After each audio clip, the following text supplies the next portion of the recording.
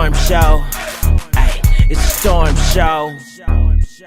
Reunion show. I'm not gonna lie, this entire season has been an absolute snore fest, and you know the reunion gave more than what the whole damn season gave, to be very clear. At this point, I am just waiting for New Jersey to continue to bring it, and for Potomac to bring it in the fall. I mean, hell, as a matter of fact, that 8-second damn clip that Potomac gave us randomly in the middle of what the reunion or the season finale or whatever it was, gave us way more than what they gave us in this entire damn season. And so we either need a recast of this shit, or the editing and the production crew sucked absolute ass. All right, now starting off on the show, let's go ahead and just talk about how the ladies look here real quick. Let's just talk about how they look. You know, look, here's the thing, right? The theme for this reunion was the dungeon. All right, let's start from the left to the right.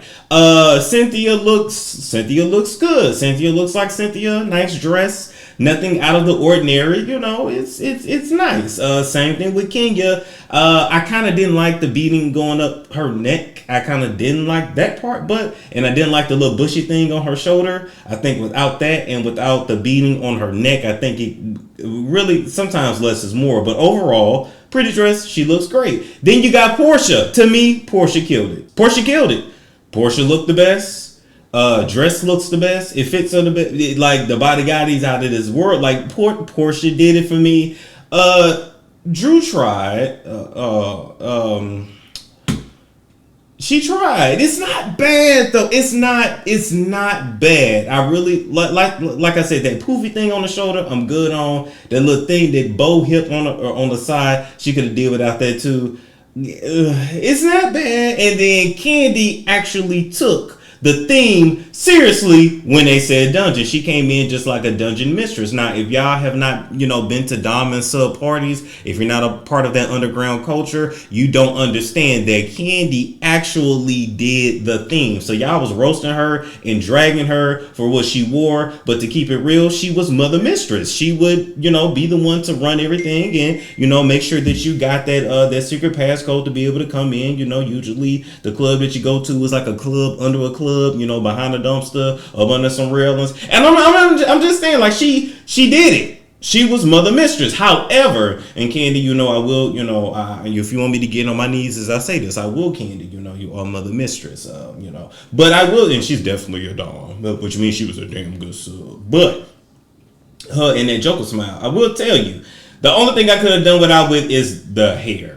So with that being said, we get into the damn reunion, and Andy I'm about to call him by his real name, Andrew. Andy gets right into it and mentions Bolo right away. Now, I know Bolo and his phallus has been on Andy's mind for the longest. You can see Andy sitting there salivating at the mouth. We didn't get that exclusive over here. We know that Andy like him black, he like him white, he like it anything brown and tight. He don't give a damn. But Andy gonna be Andy, and he gonna mention penis for the 90% of whatever episode he's a part of. Just go back and watch what happens live. 95% of what he says has something to do with cock and cocaine. It just is what it is. Then we get into Kenya and Porsha's fight over activism and how Porsha was doing stuff for Black Lives Matter, and she didn't want Kenya to be a part of it simply because, she wasn't messing with Kenya at the time. And here's the thing. In a perfect world, we should be able to set aside petty differences to come together for good causes.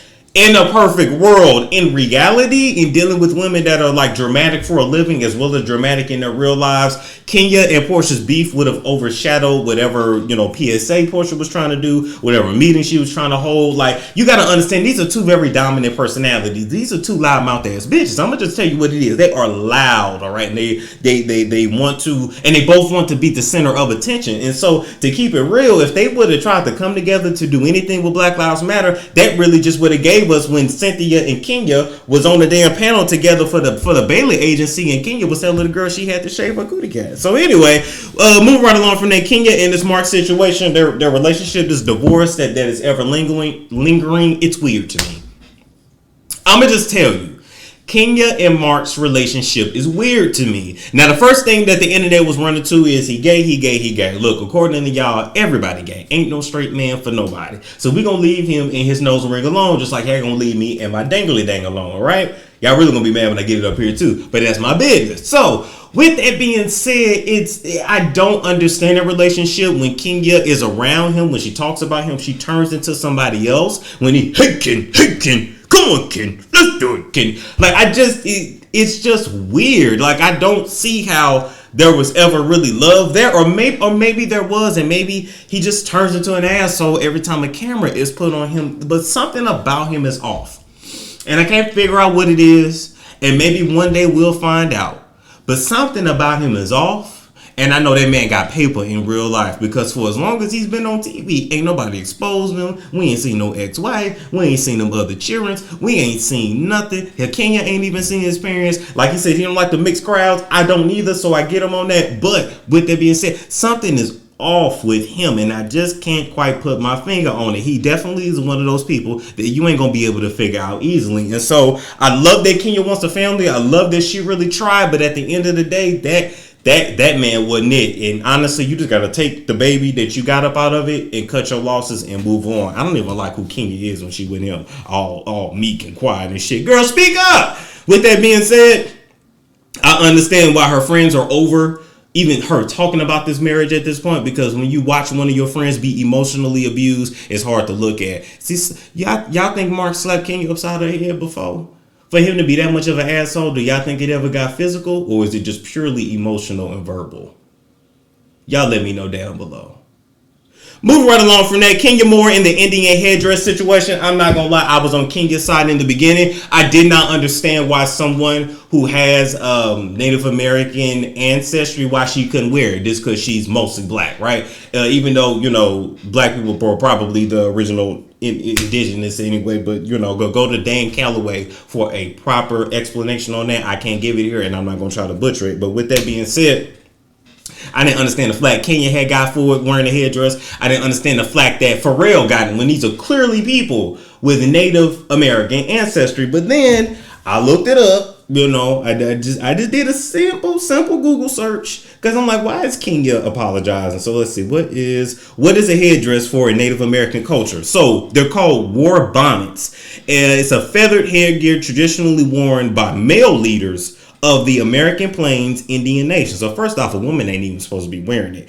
All right, who have earned a place of great respect in their tribe. So you can't even wear this unless you're a male elder. With that being said, they were originally worn before you go into battle, but now they're worn for ceremonies. And so if you're not going to a ceremony, if you're not going to a battle, if you don't have a penis, and if you're not an elder, you are not supposed to be wearing the headdress. Now, I'm gonna keep it real with y'all. This tattoo I got here of the wing, like, this was inspired by a headdress as well, because I didn't want just regular feathers.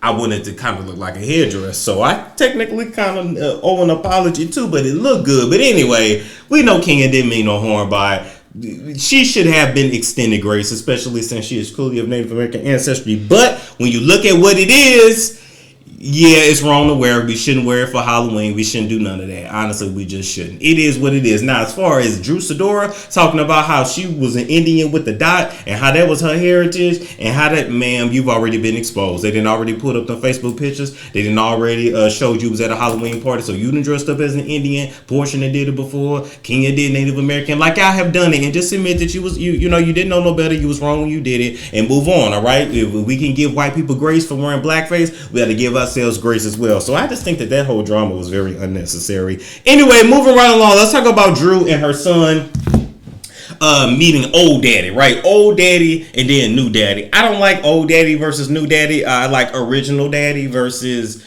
I don't know, or maybe he can just call them both dad. I don't understand why you even have to whatever. Anyway, with that being said, when it came to Drew Sidora and her son meeting his father that he had not seen since he was a baby on camera, on TV for the first time, I'm not gonna lie to you guys, I was very uncomfortable too. And so Kenya liking that tweet saying that baby need to go play Minecraft, leave him alone, he's coolly uncomfortable. I like, that was not all those tears that Drew was doing. Ma'am, you cry, I didn't see not a nan lick a tear go down your face, not nan lick a makeup or mascara ran or was messed up. So all of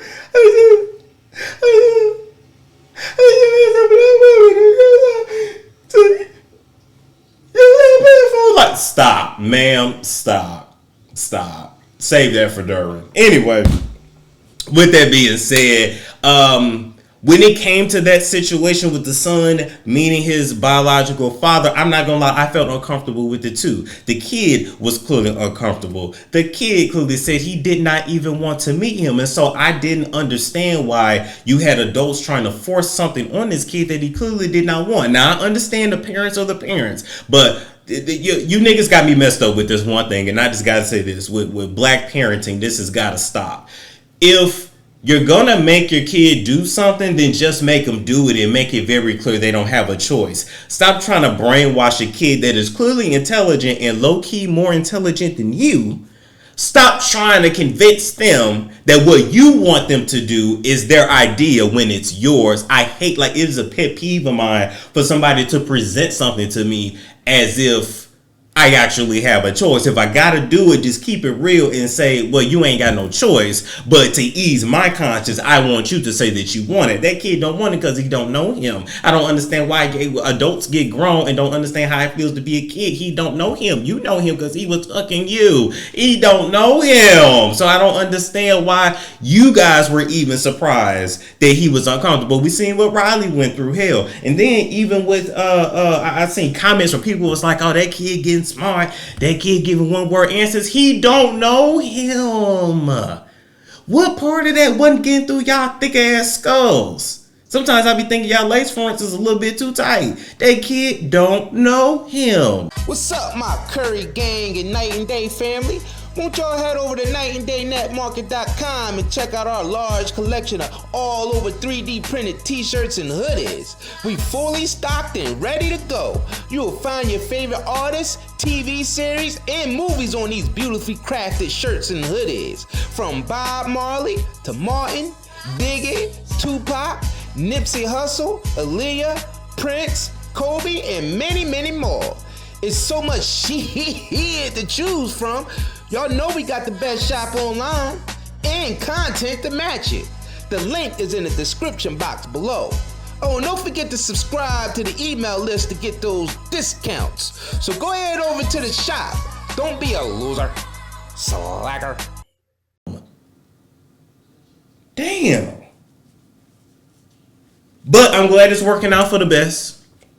And I will admit that Drew was put between a rock and a hard place because she didn't want her kid to grow up and say, you never, let me be around my biological dad. And here's going to be the test. Here's going to be the true test when her son goes through those teenage years and Ralph gives him orders and he throws, you ain't my real daddy. That dynamic can definitely happen. So I see what she was trying to do. She meant well, but she still wasn't keeping it all the way real. And I just hate when adults try to treat kids like they don't know nothing when low key. I mean, your kid is actually smarter than you. Sorry.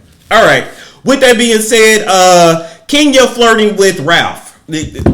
Kenya, leave men's husbands alone.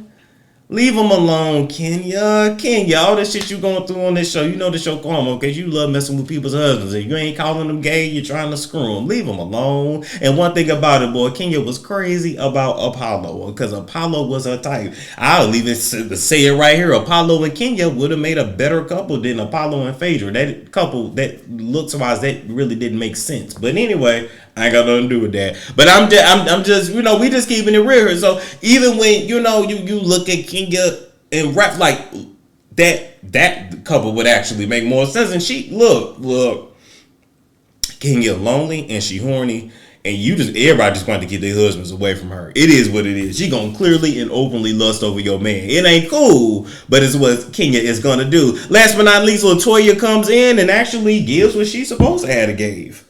LaToya Forever came into the frame and gave us more than what anybody else wanted to give. And so I don't know if production is purposely sabotaging the OGs or what, but LaToya gave us more in that little 5 minutes than what they gave us in 55 minutes of the damn show. And I'm just telling you. So LaToya comes in and she claims that she had an encounter with Drew's assistant where the assistant busted in LaToya's room and said, Drew said you were sick. You were sick. Here's a vitamin C. I ain't gonna lie, that story don't really make sense to me.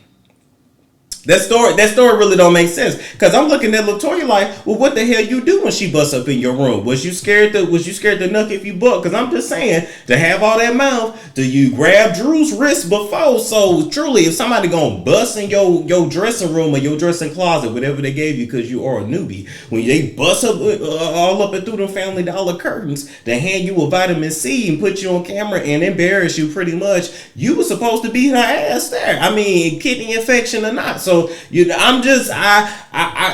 story don't make sense, but then Drew kind of, backed the story up. So I guess it really did happen. Either way, I do believe Drew sent her assistant in there. I believe this is a Yandy, Mendice's baby mama situation where you got one jumping on the other. Like, I truly believe that, but at least LaToya came in and gave it exactly what she was supposed to give. So that's our review. We will review all probably 3 parts of this reunion, even though we really only need 2. Like, comment, subscribe, share if you care. If you have a business with at least $5,000 in proven sales, 6 months of being open, and you are ready to take your business to the next level, make sure you email me at stormmonroebusiness@gmail.com so we can discuss advertising and advertising rates. In addition to that, okay, if you already have a YouTube and you're trying to figure out how to be successful at this so that you can really work smarter and not harder, and you feel like you can benefit from a 60-minute one-on-one consultation with me, make sure you hit my Acuity link in the description box or send me an email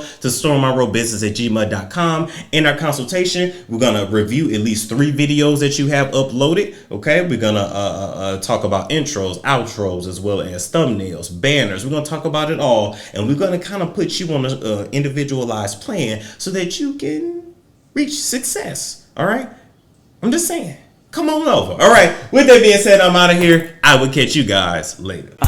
It's Storm Show. Ay, it's Storm Show.